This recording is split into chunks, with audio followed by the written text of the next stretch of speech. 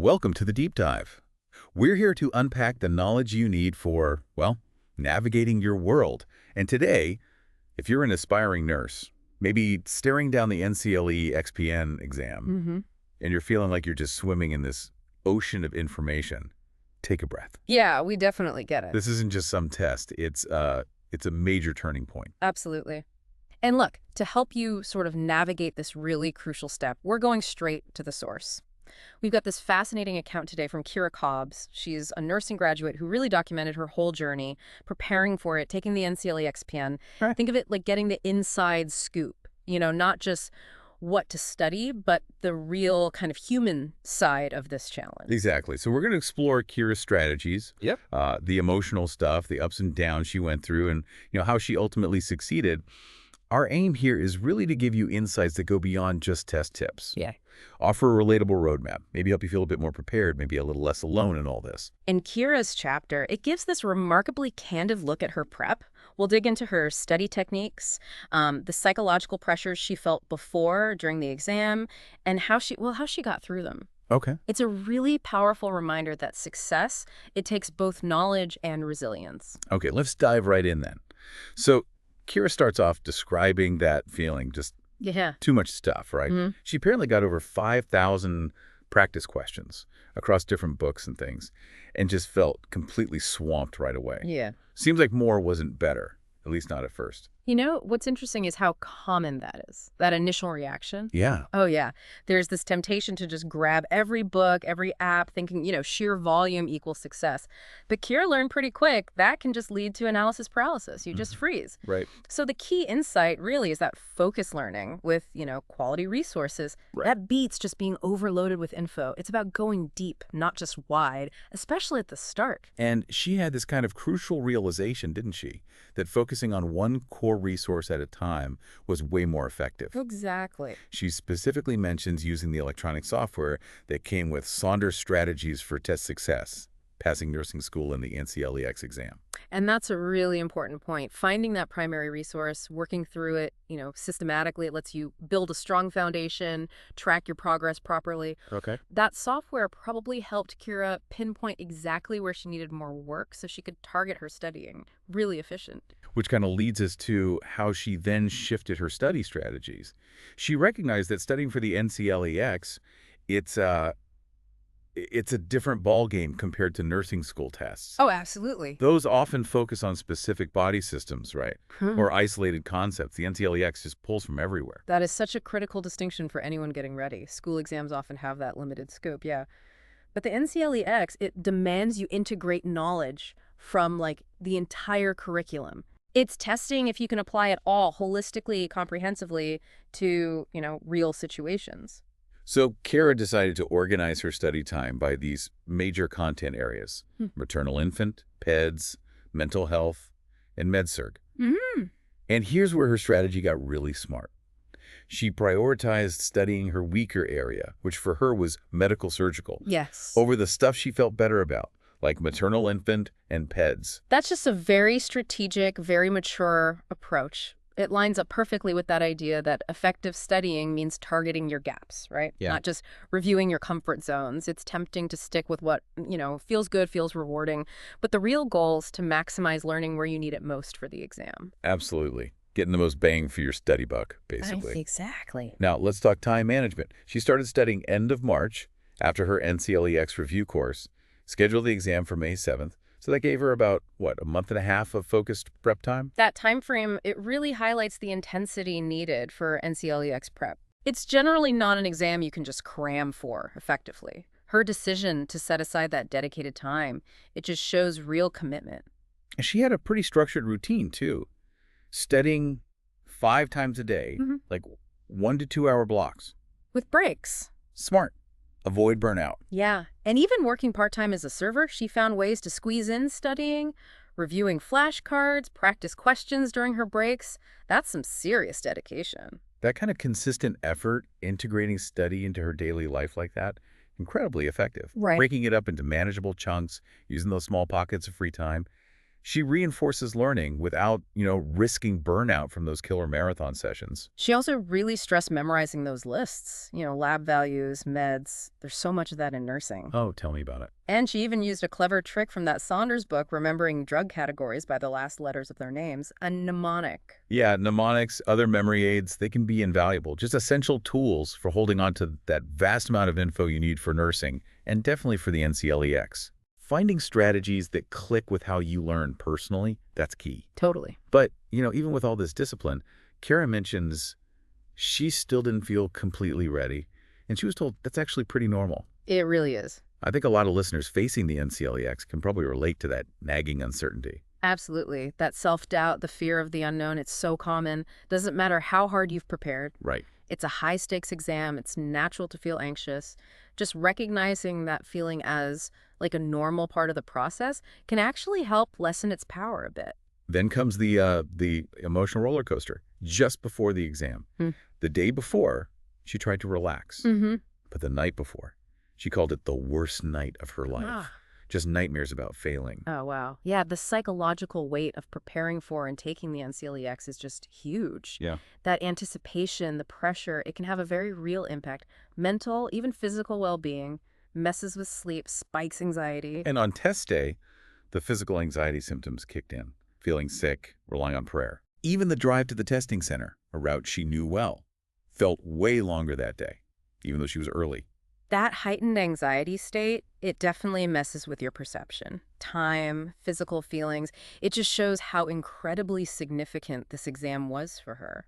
She even ran into another nervous test taker outside the building, which kind of highlights, she wasn't alone in feeling those intense pre-exam jitters. It's such a shared experience in nursing. Seeing someone else going through the same thing, sometimes that gives a little bit of solidarity, even when you're feeling anxious yourself. Okay, let's shift to the testing center itself.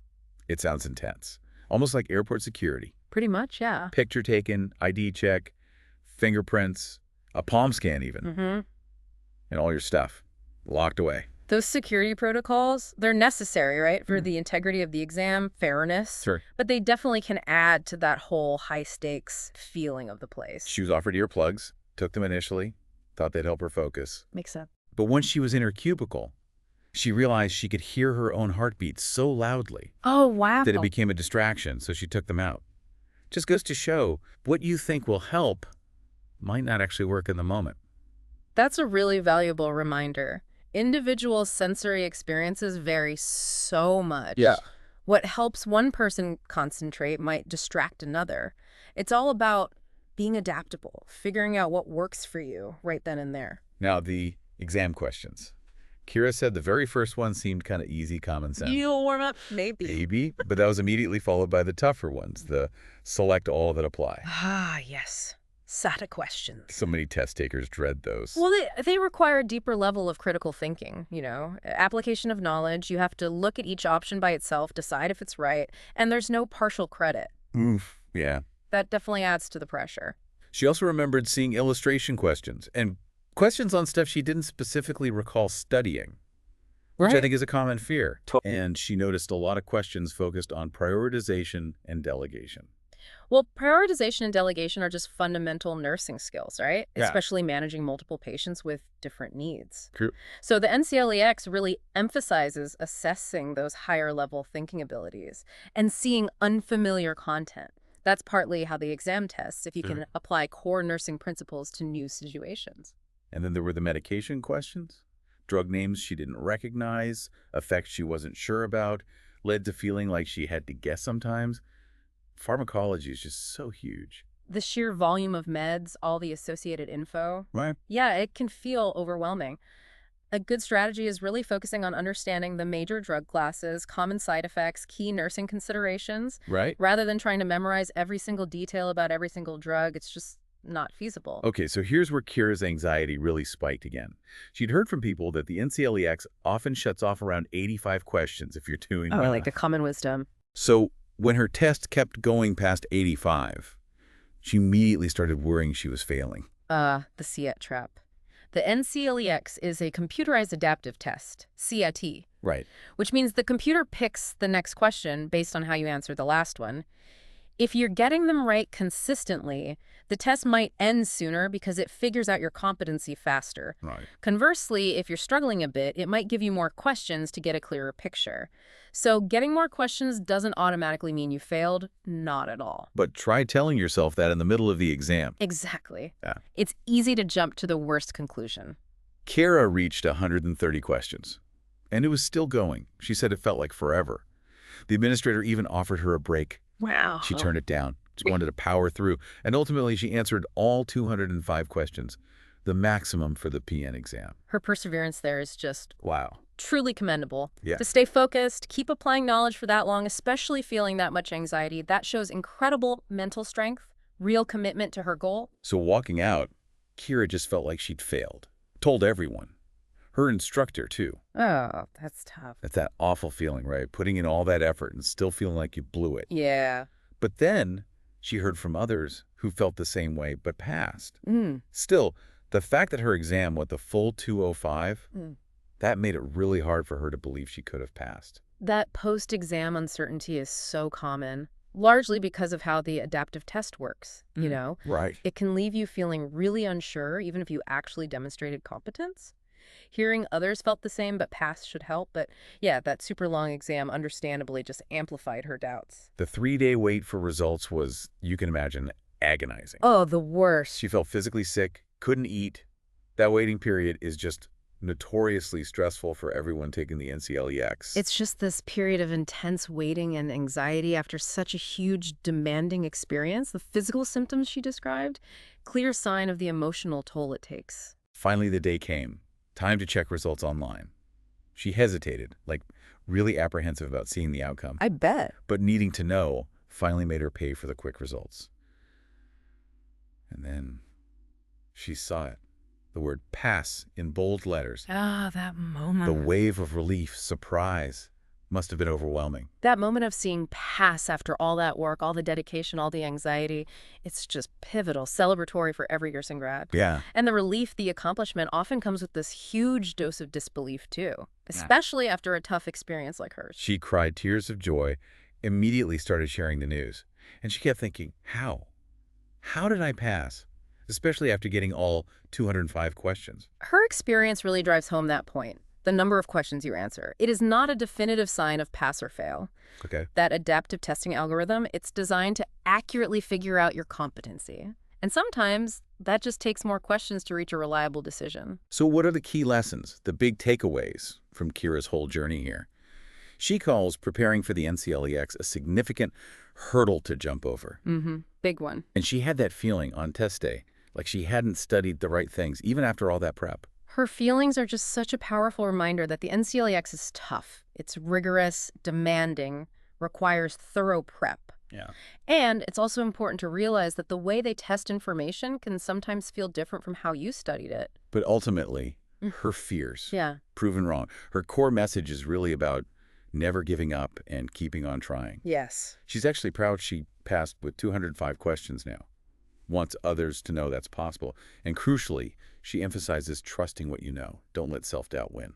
Her resilience, her perseverance, it's truly inspiring. By sharing her story, especially passing after the max questions, she gives invaluable encouragement, hope to others facing this. Yeah.